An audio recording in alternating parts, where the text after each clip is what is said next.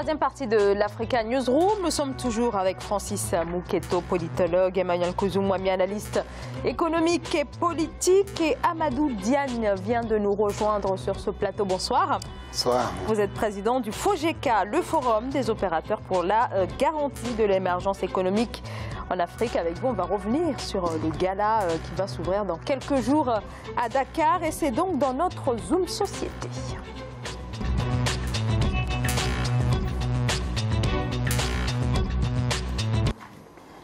Dernière ligne droite du FOGECA, le Forum des opérateurs pour la garantie de l'émergence économique en Afrique, dans la préparation du gala de l'intégration économique en Afrique. La cérémonie est prévue les 18 et 19 janvier à Dakar. Il s'agit de la 12e édition qui doit récompenser les principaux opérateurs économiques africains, se juger sur leur participation active au développement économique et social du continent. Alors avant d'en parler un peu plus en longueur et en détail avec Amadou Diagne qui préside justement ce forum, on va regarder ce sujet qui nous a été préparé par Vinanoda. La 12e édition du forum FOGECA se déroulera les 18 et 19 janvier 2019 à Dakar, au Sénégal. Transformer l'Afrique, telle est l'ambition d'Amadou Diagne, le président de ce forum des opérateurs pour la garantie de l'émergence économique en Afrique. Le forum a été créé en septembre 2007 et réunit plus de 300 hommes d'affaires et opérateurs économiques. Nous avons un continent qui est extrêmement jeune et nous avons un continent, on va dire, dans lequel les femmes rencontrent beaucoup de précarité. Or, ces femmes et ces jeunes sont très dynamiques. Elles présentent des projets, mais ces projets parfois ne sont pas financés et pris en charge. Donc, si on arrive à lever plus de financement pour ces deux catégories de la population, ça peut permettre à l'économie de se densifier et ça peut permettre une véritable création de richesses qui vont garantir une émergence effective de nos pays. Des efforts mis en synergie pour le développement du continent africain, un travail commun qui touche tous les secteurs d'activité, de l'agriculture, l'éducation, la santé, le commerce, en passant par l'infrastructure, l'énergie et les télécommunications. Le forum tente de contribuer à l'émergence africaine par le biais de la promotion du numérique et d'une mise en action du secteur public et privé. Cette donnée de l'économie numérique n'est pas assez prise en compte. Or, on le voit aujourd'hui en France, aux États-Unis et dans les autres pays, notamment au Japon et en Chine. L'économie numérique crée des emplois et est un véritable vecteur de croissance économique pour les États. Pour le FOGECA, aucun développement n'est envisageable sans une action conjointe de tous les acteurs africains. La 12e édition du Forum FOGECA, les 18 et 19 janvier 2019, et le gala de l'intégration africaine du 24 février se tiendront avec des chefs d'État et de gouvernements africains. L'objectif visé est de connecter tous les investisseurs mondiaux au marché africain. Alors donc, cérémonie attendue les 18 et 19 janvier à Dakar. Monsieur Diagne, alors sans forcément rentrer dans le détail des noms des principaux concurrents, un mot peut-être sur le processus de sélection et surtout à quel niveau se jouent les récompenses, puisque ça recouvre quand même des domaines extrêmement divers. Tout à fait, tout à fait. C'est compréhensible, hein, pour la bonne et simple raison, comme j'ai l'habitude de le dire. Nous avons comme vocation principale de promouvoir l'économie de notre continent. Et nous nous sommes dit donc qu'à un certain moment de l'histoire, il faut faire de sorte que les Africains puissent se retrouver au sein d'une organisation pour créer un cadre de réflexion, mais également pour chercher à travailler ensemble la main dans la main sous forme de partenariat. Donc sur cette base, nous avons certains indicateurs pour primer les acteurs économiques qui sont distingués au cours de l'année. Mais ce qui fait la particularité de ce gala cette année, c'est qu'elle sera précédée d'un forum qui sera très important parce que nous allons discuter de 3 principaux thèmes, notamment nous allons parler du pétrole, nous allons parler de la problématique des financement de développement en Afrique et nous allons parler également de l'agriculture.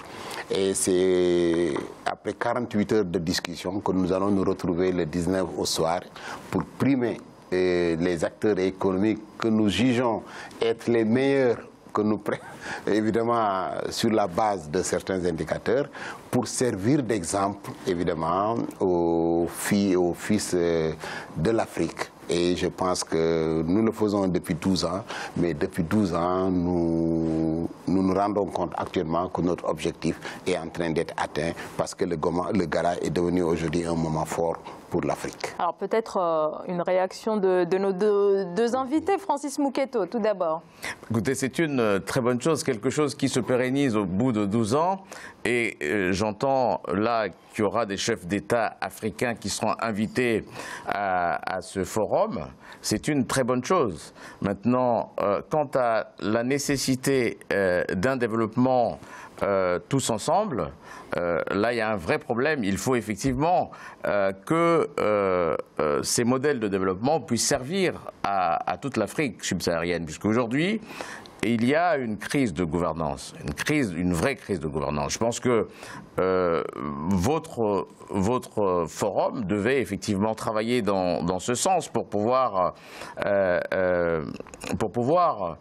montrer ou accompagner ces États dans leur développement, qui pose le souci de l'Afrique aujourd'hui, puisque l'Afrique est aujourd'hui en pleine crise de développement, crise politique, crise de développement, qui aujourd'hui maintient l'Afrique dans une situation inacceptable, puisque beaucoup d'enfants africains partent vers les portes occidentales, vont ailleurs au lieu de développer l'Afrique. Nous avons un grand défi, 70% de cette population sera jeune d'ici à 2050. Comment nous allons nourrir l'ensemble de cette population africaine? Comment nous allons être autonomes? Comment nous allons nous couper de ce genre de néocolonialisme qui empêche le vrai développement des pays africains? Alors peut-être avant d'avoir la réaction d'Emmanuel Kouzoumoumi, vous, Amadou Diane, vous ne voulez pas tellement, en tout cas c'est ce qu'on remarque quand on se penche un petit peu plus sur votre action, vous mêlez du politique. Vous, ce que vous voulez, si on comprend bien, c'est promouvoir, mettre en lumière les initiatives qui sont entreprises ici et là à travers le continent. C'est bien cela? Oui, mais nous ne nous éloignons pas également du politique, parce qu'on se rend compte, comme dit Habermas, que les dynamiques politiques sont de nature économique. Mais nous identifions les vrais problèmes dans certains pays et nous essayons d'accompagner les gouvernants à les résoudre. Par exemple, nous allons dans certains pays et nous essayons de formaliser le secteur informel. Nous nous rendons compte que c'est un vrai problème dans un certain pays. Nous venons, avec l'appui du ministère concerné, identifier les problèmes et voir dans quelle mesure le FOGECA peut être un appui. Nous allons également dans certains pays où nous nous rendons compte qu'il y a certaines crises au niveau politique comme au niveau économique. Nous essayons d'identifier les vrais problèmes et nous essayons à accompagner et à régler les problèmes. Emmanuel Kouzoumoumi. Oui, c'est intéressant. La démarche, effectivement, de trouver un acteur africain qui s'intéresse au développement en Afrique, c'est passionnant, c'est même très bien. Pour moi, j'ai deux problèmes. Le premier, j'ai entendu dans le reportage qu'on veut développer l'économie numérique. C'est très beau, c'est joli, parce que c'est en Chine, parce qu'en Europe, parce qu'aux États-Unis, on développe l'activité numérique avec l'intelligence artificielle. Or, nous savons très bien que pour faire fonctionner l'ensemble des dispositifs électroniques, il faut de l'électricité. Or, l'Afrique subsaharienne est électrifiée à 42% seulement aujourd'hui. Donc, nous avons un problème de fourniture d'énergie, nous avons des familles, même des écoles, des dispensaires qui n'ont pas d'électricité, et on voudrait bien passer à l'étape de l'économie numérique. Autrement dit, qui demande encore l'utilisation notamment des hubs, donc des serveurs informatiques, qui vont consommer de l'énergie qu'on n'a pas. Ça, c'est le premier bon problème. Deuxième élément, 50% des Africains vivent de l'aide alimentaire internationale. 50%, c'est énorme. Donc, avant de s'amuser peut-être avec l'ordinateur, faut-il que les gens mangent auparavant? Il me semble donc que dans la démarche de développement que nous avons en Afrique, en dehors des questions de paix et de sécurité que beaucoup de pays ont essayé d'atteindre, mais il y en a encore des poches en Afrique orientale, mais beaucoup de pays ont atteint un niveau de paix et de sécurité. On ne peut pas, alors j'ai bien entendu ce que vous venez de dire, il y a l'interaction entre ce que vous faites et les États, forcément, puisque les fondamentaux du développement, ce sont les États qui les portent. C'est ça. J'entends par là, on ne peut pas imaginer le développement sans électricité aujourd'hui, sans sécurité alimentaire et sécurité médico-sanitaire, ça va ensemble. On ne peut pas imaginer le développement sans éducation. Beaucoup de pays sont encore aujourd'hui à l'éducation primaire à moins de 70%. Il y a 30% d'enfants qui ne vont pas à l'école au Mali. pareil au Soudan, pareil au Madagascar. Donc ce n'est pas normal, l'éducation. Ensuite, eh bien sûr, il faut qu'il y ait une circulation de biens et de services à l'intérieur des territoires. Pour cela, il faut des moyens de communication. Énormément de défis. Et malheureusement, ça également, ça manque. On peut développer du tourisme. Dans certains pays, vous voudrez bien faire du tourisme. Lorsqu'un pays comme le Madagascar, 587 000 km², vous avez 2 aéroports, vous faites du tourisme comment? À travers le pays. Alors peut-être une réponse d'Amadou Diagne. Juste sur la partie, après je termine sur le dernier point qui est celui du développement, c'est réellement que l'on arrive à trouver, à drainer des investissements sur la création de la transformation industrielle en Afrique. Vous parlez du pétrole, oui. Un exemple simple, il n'est pas normal que le Nigeria, qui est le premier producteur de pétrole aujourd'hui, produisent seulement à peu près 500 000 tonnes, 1000 barils par jour, alors que la Corée du Sud, qui n'a pas de pétrole, en produit 3 millions. Donc il y a un problème d'investissement là où nous avons besoin de développement et pas là où on a besoin de se faire plaisir. Amadou Diagne. Alors nous ne sommes pas des États, nous sommes du secteur privé et nous cherchons à jouer notre partition. Ce faisant, nous cherchons à réveiller les États qui dorment encore. Dans le cadre énergétique, nous posons le thème dans certaines conférences, et je pense que c'est ça notre vocation. Nous prenons un thème très important comme l'énergie, et nous cherchons à dire que rien ne peut se faire sans le développement de l'énergie dans cette Afrique-là. Et je crois qu'au sorti des thèmes que nous développons et des conclusions et des recommandations, nous les soumettons aux institutions internationales, nous les soumettons aux États, et cela peut être une source de solution. Voilà ce que nous faisons. Mais nous ne pouvons pas aujourd'hui imposer à un État que nous pensons ipso facto que pour régler tel problème, il faut que vous investissiez dans ce secteur précis, et voilà comment il faut je pense que ça, ce n'est pas le rôle de notre organisation. Est-ce que vous notez quand même une certaine évolution à partir des personnes, en tout cas des différents acteurs, opérateurs économiques que vous récompensez chaque année depuis maintenant 12 ans? Vous sentez une évolution, que certains projets sont repris, sont financés par la suite par les différents gouvernements? Nous notons 2 choses. Nous notons une certaine évolution parce que nous nous rendons compte que chaque année, les acteurs économiques se battent pour tendre vers cette distinction. Deuxièmement, nous nous rendons compte qu'aujourd'hui, les États ont compris finalement que rien ne peut se faire en tant que secteur public ou en tant que politique sans le privé. Les privés également ont compris qu'il ne peut pas établir une dichotomie avec l'État. Et donc, à partir de ce moment, nous savons que nous tous, nous sommes intéressés l'un comme l'autre à travailler ensemble. Donc, je pense qu'aujourd'hui, le FOGECA, ce qui était important pour lui, c'était de faire comprendre aux États, c'était de faire comprendre au secteur privé africain que c'est à nous de développer notre continent par le biais d'une simple jonction. Nous l'avons compris et aujourd'hui, beaucoup de chefs d'État nous accompagnent dans ce que nous faisons. Beaucoup de chefs d'acteurs économiques se retrouvent dans ce que nous faisons et je pense que c'est important pour le développement de notre continent. On ne peut qu'encourager le FOGECA. L'initiative est très bonne. Effectivement, 12 ans de vie, c'est déjà une période longue. Les enfants entrent en 6e, déjà ce qui sonnait au début. Mais aujourd'hui, ce que vous dites, c'est effectivement intéressant que ce soit une sorte de société civile qui essaie de réveiller les puissances politiques, publiques. Mais je pense quand même, malgré tout, que le nœud central est du côté des États. Je m'explique.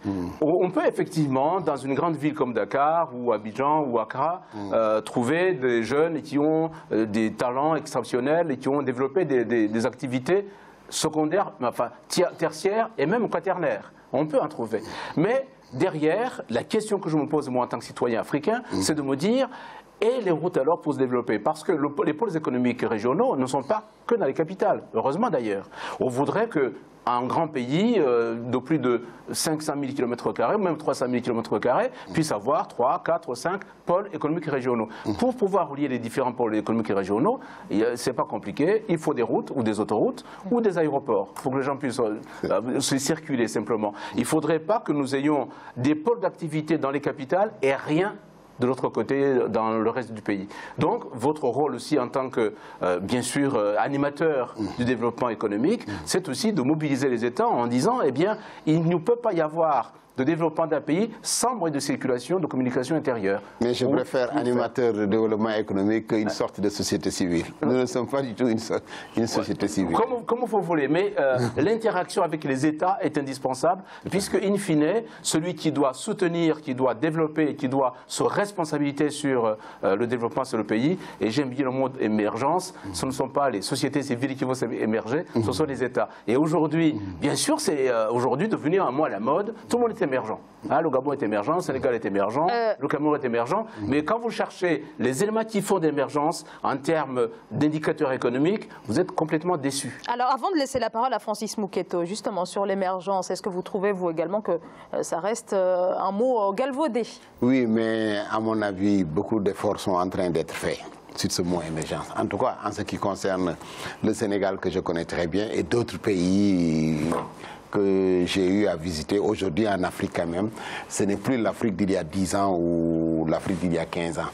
Le simple fait de parler d'émergence aujourd'hui fait de sorte qu'aujourd'hui nos gouvernants sont dans l'obligation d'aller dans ce sens et le secteur privé également. Néanmoins, est-ce qu'ils ne se sont pas un petit peu trop avancés en employant ce mot alors que l'État décrit quand même des pays en voie de développement encore? Mais c'est très important, c'est très important. Il y a 15 ans, il y a 20 ans, on ne pouvait pas raisonner comme ça au Sénégal, au Gabon, au Bénin, dans d'autres pays. Aujourd'hui, on parle d'émergence, mais vous venez à Dakar, on vous montre Diamniadio, vous venez à Dakar, on vous montre les nouvelles structures, vous vous rendez compte qu'il y a une certaine évolution. Je ne le dis pas aux défense de tel ou tel parce que nous allons vers des élections, donc cela ne m'intéresse pas trop.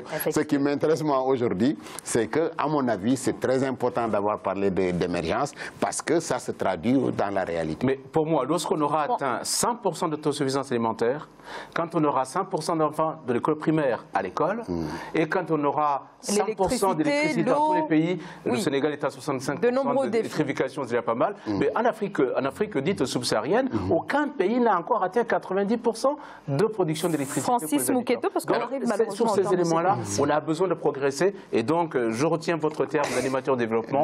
Il faut passer le message au chef d'État en leur disant que le développement, c'est eux d'abord, c'est la responsabilité des États. Francis Mouketo. Il vient de conclure, la responsabilité des États, c'est la responsabilité des pouvoirs publics, puisque finalement, on ne peut parler de développement que si les politiques le permettent. Donc, dans votre démarche, est-ce que vous incluez aussi une sorte d'éthique à tous ces présidents qui sont là, tous ces dictateurs qui sont là, qui se maintiennent à vitam aeternam au pouvoir et qui sont en complicité avec des multinationales qui les maintiennent là? Parce que ça, c'est un vrai problème. Peut-être que c'est par l'économie qu'on arrivera à chasser les dictateurs, et c'est peut-être par l'économie aussi qu'on arrivera à régler tous les problèmes que connaissent l'Afrique. Parce que développer, c'est bien, mais encore faut-il, il faut avoir les moyens politiques pour les développer. Il faut avoir aussi, parce qu'avec un groupement de 300 hommes politiques et puis un partenariat avec des institutions internationales, je ne sais pas comment vous allez arriver à déclencher ce système de développement alors qu'il en va de soi avec une éthique politique, une gouvernance politique, des états de droit dans toutes les parcelles de l'Afrique subsaharienne. Ce n'est pas 300 hommes politiques. Bon, 300 opérateurs économiques. Voilà. Très bien, merci beaucoup. Alors, on aura bien sûr l'occasion de revenir sur ce forum qui va donc s'ouvrir à Dakar le 18 janvier 2019, donc dans la capitale sénégalaise. On arrive malheureusement au terme de cette émission. Merci à vous, Amadou Diagne, d'avoir répondu à mes questions. Je rappelle que vous êtes président du FOGECA, le Forum des opérateurs pour la garantie de l'émergence économique en Afrique. Emmanuel Kouzoumoami, merci à vous également. Vous êtes analyste économique et politique. Francis Mouketo, merci beaucoup. Je rappelle que vous êtes politologue. Un grand merci également à Patrick Mboyo qui nous a accompagnés au cours des 2 premières parties de cette émission. Patrick Mboyo, juriste et enseignant à l'Université d'Evry. Merci à vous bien sûr de nous avoir suivis. Merci de votre fidélité. Je vous souhaite une très belle soirée. À demain.